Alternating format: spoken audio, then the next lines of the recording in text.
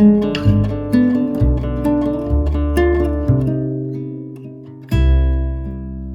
meu nome é Renan Montenegro, eu sou roteirista, diretor e produtor audiovisual, e na Rodo Ferro eu faço uma função que a gente chama de diretor de realização, que seria basicamente o responsável pela execução dos projetos, no momento em que eles estão prontos para serem executados. Claro que isso é um guia, digamos assim, do que eu poderia ocupar dentro da empresa. Agora, dentro de uma produtora pequena, independente, a gente acaba fazendo múltiplas funções, se desdobrando, né?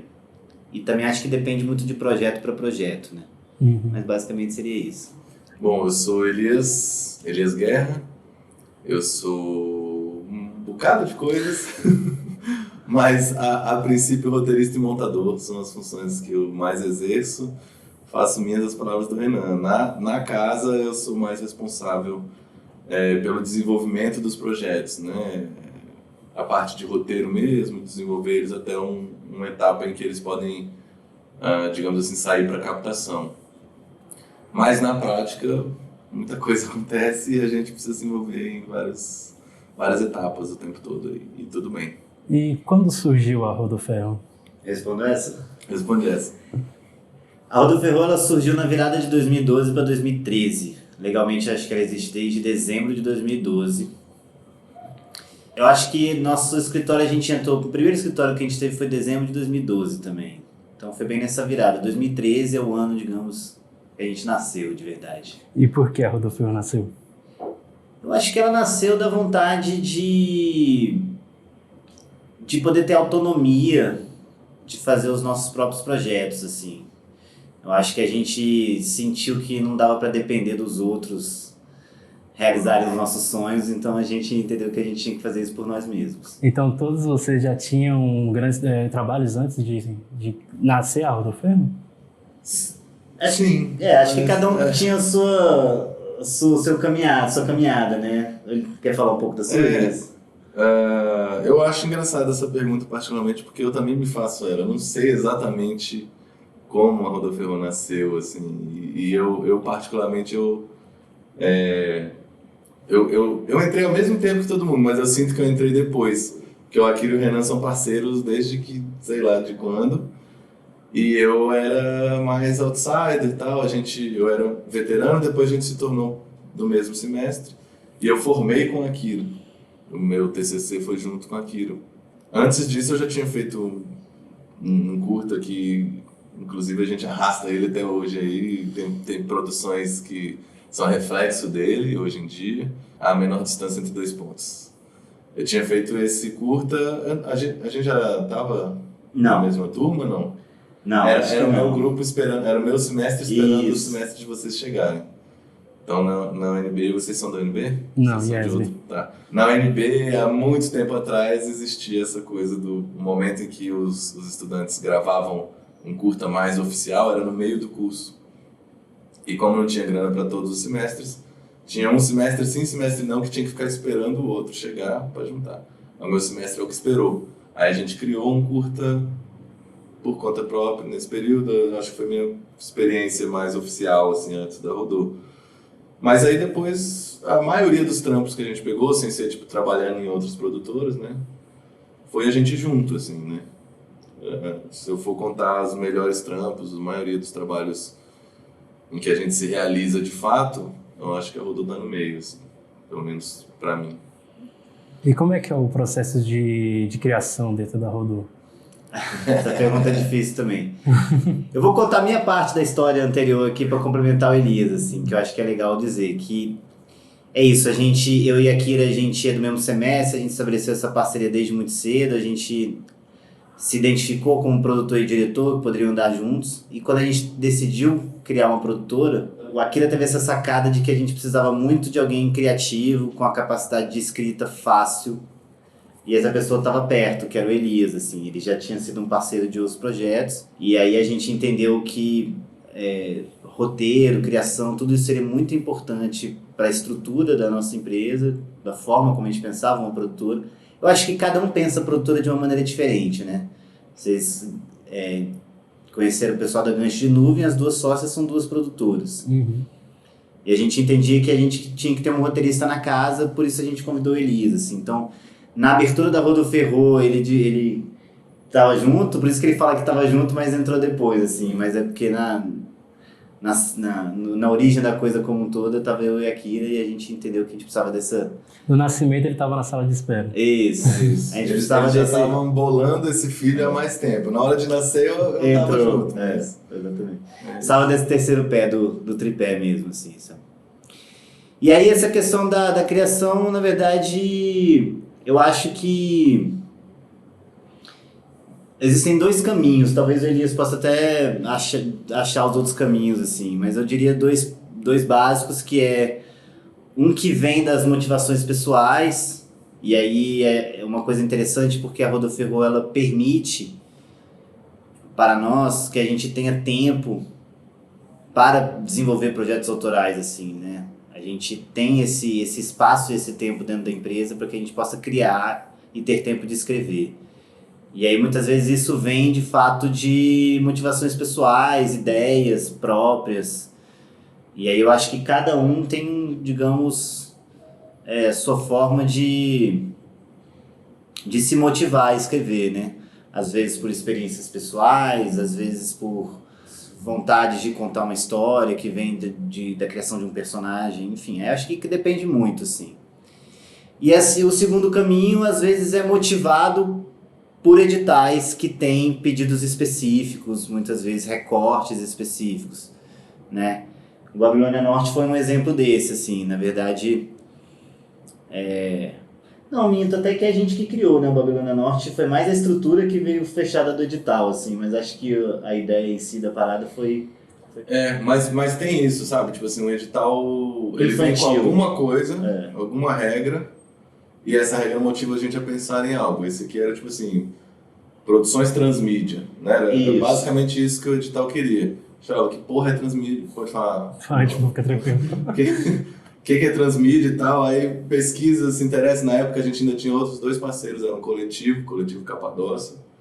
Aí, pô, massa esse negócio, vamos fazer não sei o quê. E aí, mas a ideia em si, algum pitch, alguma rodada, todo mundo sentou, começou a jogar um monte de ideia e essa foi ficando forte, né? Eu acho que aqui no caso foi motivado a linguagem, né? Talvez o suporte, coisas assim, que foi a motivação para que a gente falasse assim, não, dentro de um projeto transmídia, com esse suporte, a gente... Por que a gente não fala de um espaço em Brasília? E aí veio a Babilônia Norte. Babilônia Norte é o xodó de vocês? Eu acho que é um dos. É um dos. É um dos. A gente nunca vai dizer que a gente tem um filho preferido, né? Nada aqui tá dizendo isso. Não na frente deles. A gente não pode falar. É verdade. Não, mas é porque a gente também se mudou e a gente até tinha um cartaz dos outros filmes, mas não sei onde é que eles foram parar, na verdade. Bem no meio. Bem no meio da sala. E como é que foi a criação do Babilônia Norte? Essa ideia de mostrar mais uma quadra. Pois é, o Babilônia Norte já tem quase 10 anos, então eu vou ter que cavucar aqui na memória um pouco, assim, como é que ele surgiu. Primeiro surgiu esse edital chamado Coletivos Criativos, que previa a execução de um projeto transmídia, do qual tivesse um carro-chefe que fosse um produto audiovisual. Isso é da premissa do edital. Então eu lembro da gente falar muito de contar sobre um espaço em Brasília, falar sobre um espaço em Brasília, até porque era um edital nacional, então a gente entendia que falar sobre algo local podia nos ajudar dentro do pitching, porque, enfim, a gente tinha propriedade para falar sobre esse tema.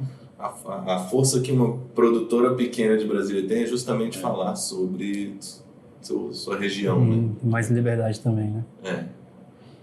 Tem aquela frase do Tolstói que eu até usei no projeto do Babilônia, que é: cante a sua aldeia e serás universal, assim. Eu acho que isso guiou um pouco a época do tipo, cara, vamos falar sobre algo que a gente tem propriedade para falar, porque isso vai reverberar e as outras pessoas vão querer escutar. Foi isso que inspirou o nome Babilônia? Não, Babilônia Norte, na verdade, era um nome que já existia. Embora a gente tenha sido, e eu falo isso sem problema, um responsável por, de fato, carimbar esse apelido para a quadra, ele já existia. Em 2012, a gente chegou aí numa exposição de fotografia do Espaço F508, que era uma escola de fotografia, chamada Babilônia Norte. Na verdade, um dos sócios e professor de lá, que é o Humberto Lemos, ele inclusive é um dos entrevistados do filme, ele sempre levou a turma para fazer aulas, saídas práticas de fotografia por lá, pelas questões geométricas que a quadra tem. E certa vez ele fez uma exposição no Espaço Sena, que é onde hoje funciona o Mimo Bar. Lá era um teatro, né? E essa exposição se chamava Babilônia Norte, e a gente achou o nome muito bom, assim, muito bom mesmo. Inclusive, o nome do nosso projeto, do edital, era outro, né? Não sei se era Setor Estranho Norte, alguma coisa assim, Quadro Estranho Norte. Uma coisa assim. E aí a gente mudou para Babilônia, inspirado nessa exposição dele. Mas a origem, a gente...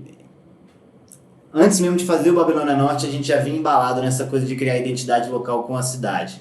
A gente pensou alguns nomes que até já tinham sido usados em outras produções culturais ou coletivos, do tipo Grande Circular, era uma ideia que a gente tinha, mas aí já existia um grupo com esse nome e tal. Até que a gente chegou a Rodoferro, vindo da Rodoferroviária, que é um prédio que hoje não se usa mais como rodoferroviária, né? Era a rodoviária interestadual do Distrito Federal.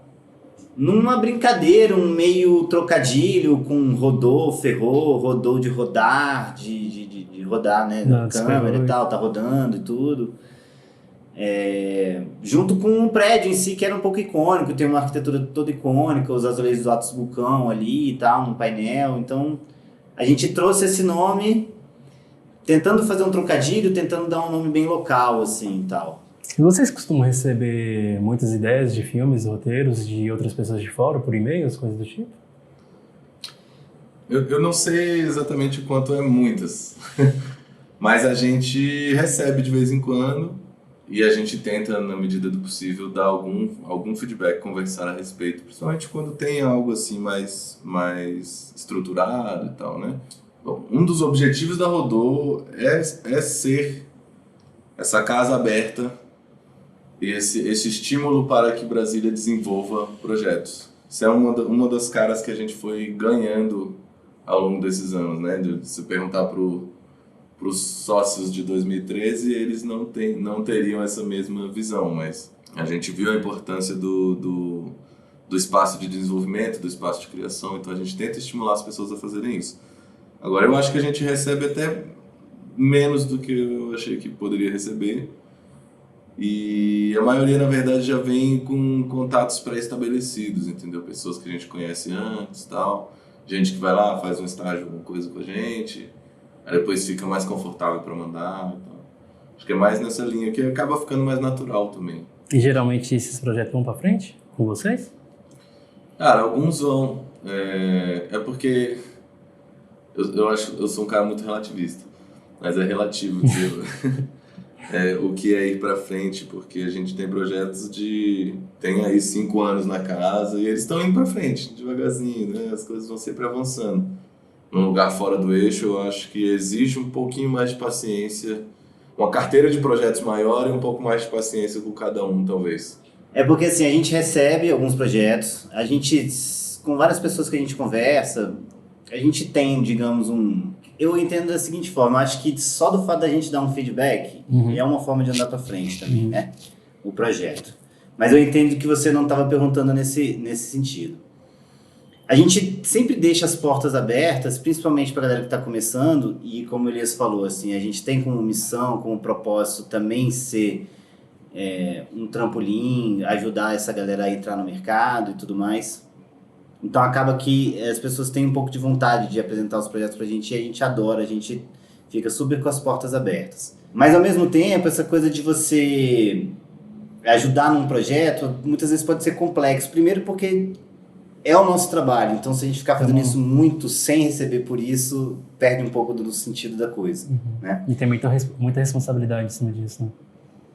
Eu acho que médio, porque se a pessoa está pedindo a sua opinião, é o que você pode oferecer a sua opinião. Se ela gostou, se ela não gostou, se faz sentido ou não faz sentido pro projeto, eu acho que o autor do projeto é quem vai julgar, assim, sabe? Eu acho que é mais uma questão, assim, não é tão simples você pegar e apadrinhar um projeto que chega por e-mail. Tem um pouco do que o Elias falou, primeiro com relação à estrutura, porque tem muita gente que é iniciante, aventureiro, e quer que a gente leia uma coisa que, de fato, precisa de muito amadurecimento ainda e não está no ponto de a gente pegar e falar, ok, vamos inscrever num edital. Mas ao mesmo tempo, a gente gosta de receber coisas, primeiro porque é sempre uma forma um sopro de ideias, né? De ver, nossa, que tipo de trabalho de roteiro o pessoal está desenvolvendo, o que está motivando a galera a escrever, né? Isso é bem bacana. Segundo, porque eu acho que é um exercício também, né? Principalmente pro Elias, de pensar em melhorar um roteiro de um terceiro, assim, né? É uma forma de trabalhar também a escrita, enfim, trabalhar estruturas de roteiro. Mas é isso, assim, eu acho que pra gente apadrinhar, de fato, botar embaixo do braço e falar, caraca, vamos tentar produzir isso daí, precisa de estar, assim, bem amadurecido, ou então com uma ideia muito, muito boa, assim. Eu não tô querendo ser... Arrogante, Não tô querendo ser arrogante, mas é porque, né, natural, assim, não é qualquer coisa que a gente vai pegar e falar, nossa, vamos apadrinhar isso. Até porque, e uma coisa que é muito válido dizer, porque é uma coisa do qual eu me orgulho muito, a gente cria muito. A gente tem muito projeto na casa, a gente tem as nossas coisas, assim, também, que muitas vezes já nos ocupam muito, assim. Ano passado a gente foi fazer uma contagem, a gente tinha 26 projetos na carteira a serem executados. Cada um em uma etapa, alguns que já tinham dinheiro captado, outros que estavam no processo mais em finalização, outros que ainda são uma ideia embrionária. Mas entre curtas, longas, séries, webséries, a gente tinha 26 coisas só nossas, assim, então já nos ocupa bastante, assim. A coisa de ajudar e ver a parada crescer, tem outras formas que a gente tem de ajudar. Por exemplo, em Brasília, existe o CERN ali, que é o FAC, né? Então, normalmente, quando vem esse mesmo exemplo que eu dei do nosso estagiário, a forma que a gente tem para ajudar é isso. A gente dá uma olhada no teu projeto, dá um tapa. Se você quiser trocar ideia, tira dúvida. Mas você vai lá, a gente até te ensina, mas vai lá, você faz seu cadastro no FAC. A gente talvez até te arruma uns contatos de umas pessoas para tu tentar convencer a botar no teu filme.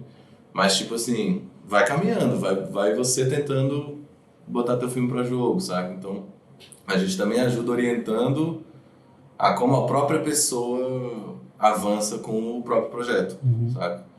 Porque também é exatamente isso que o Renan falou, tem uma diferença entre a gente ajudar com ideia, com pitaco, com estímulo, que é o que a gente mais gosta de fazer, e hora de trabalho, tipo assim, sentar e trabalhar em cima e abraçar, agora esse projeto é da casa, temos um contrato com esse projeto, aí são mais raros porque é mais complexo mesmo. Até essa complexidade contratual, ela entra no meio também, então enfim.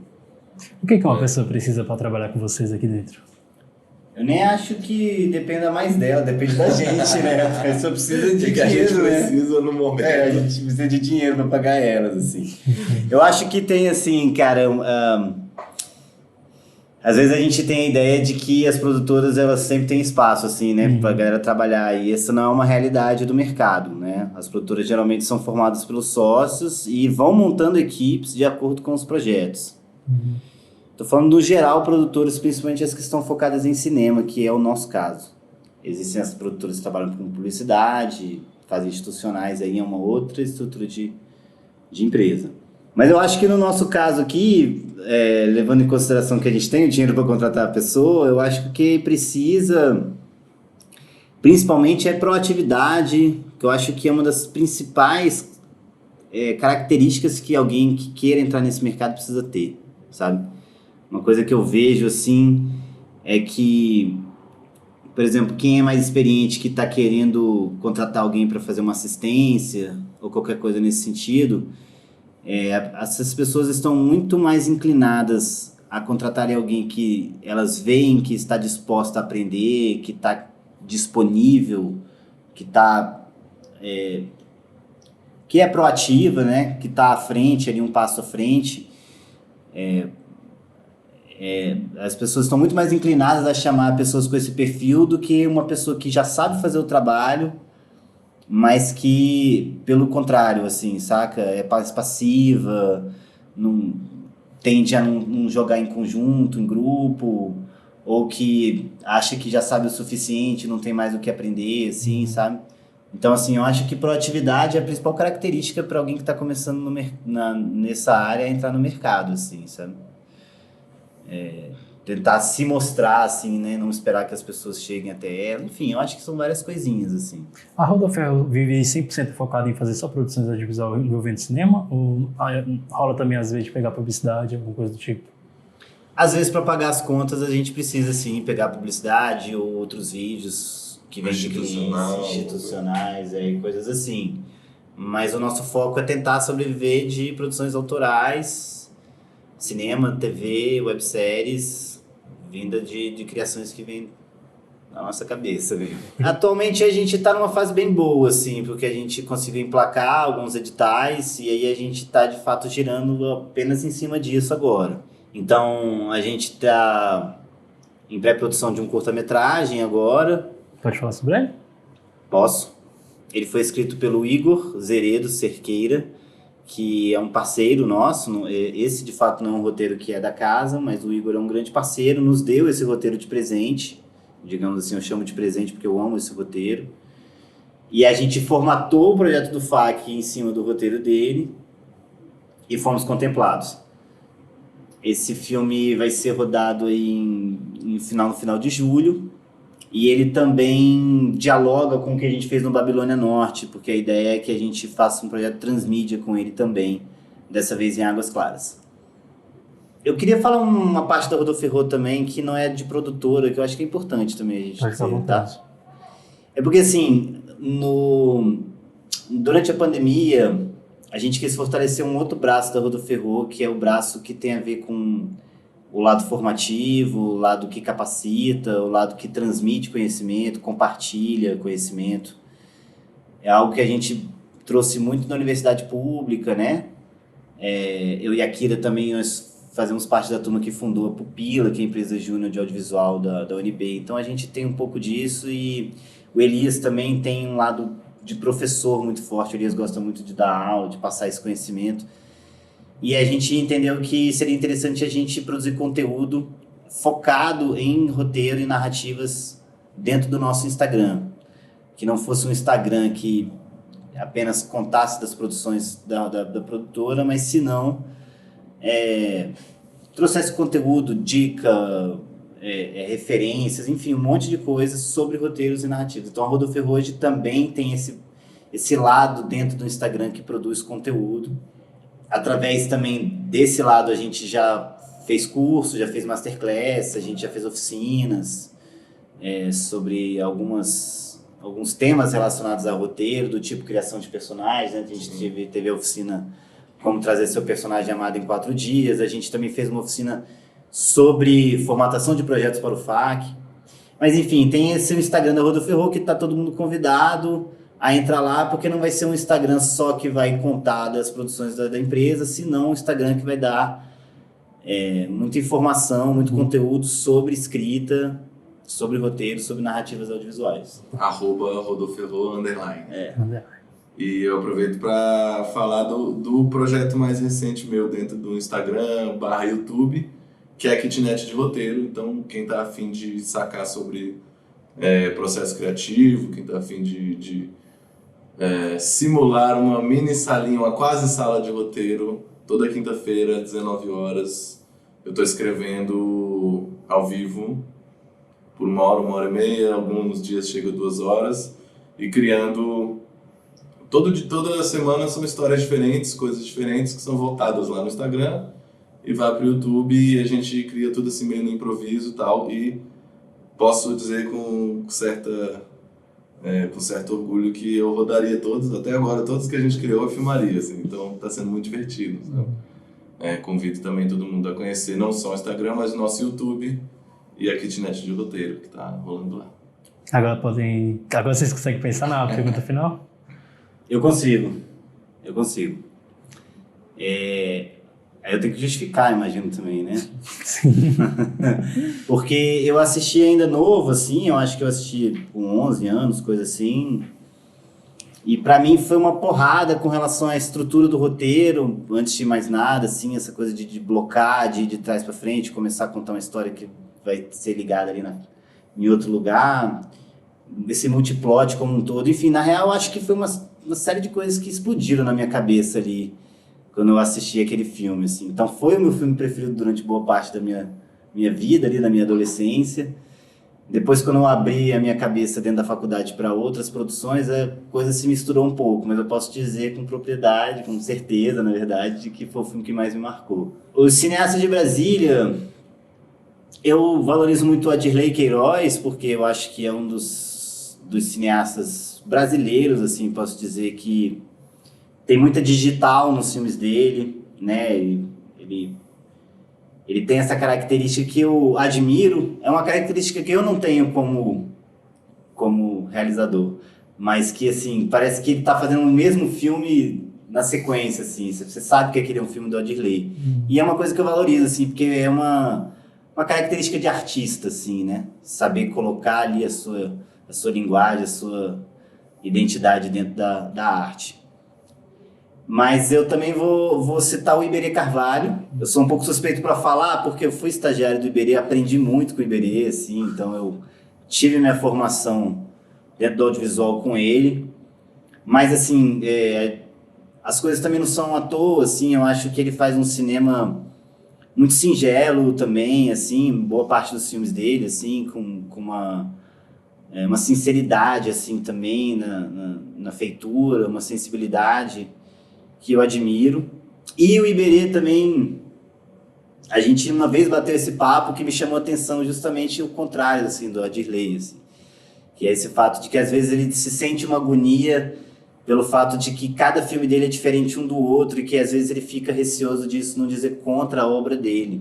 E eu me identifiquei muito porque eu também já pensei sobre isso, mas de alguma forma eu entendi junto com ele também que isso é uma forma da gente entender que a nossa função como cineasta também é contar as histórias que a gente gosta e que a gente não necessariamente gosta do mesmo tipo de história. Por isso que a gente tem filmes infantis, tem filmes documentário, então, né, ambos fazemos ficção, documentário, enfim, temas diferentes. O que me faz lembrar de um outro cineasta que eu curto muito, que é o Stanley Kubrick, né? Que conseguiu fazer... Ele é de Brasília? Verdade, não é um de Brasília, né? Mas o Stanley Kubrick conseguiu fazer obra-prima de guerra, de comédia, de épico, histórico, enfim, por aí vai, né?